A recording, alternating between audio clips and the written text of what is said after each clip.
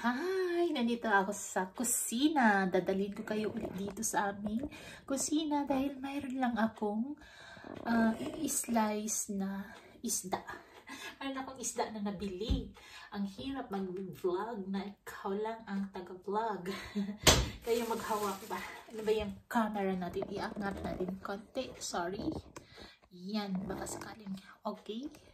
Okay or hindi okay. Basta yan. Putol ang ulo. Oh, yan. Medyo okay, di ba? Ang dating. Nandito ako sa kusina. Kasi meron nga akong isda na hihiwain.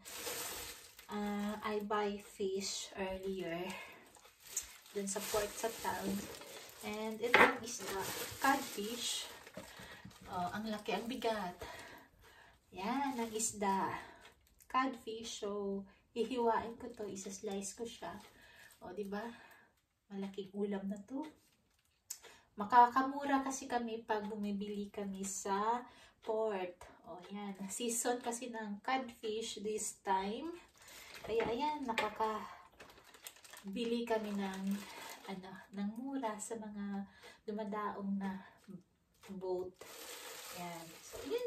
Itong, ko ngayon, gagawin ko, hiwain ko siya. So, ayan. So, thank you for watching and have a great day, guys. Ayan, ang isda natin, ang laki-laki. O, diba? Sobrang laki. Sobrang laki. Tama lang yung laki.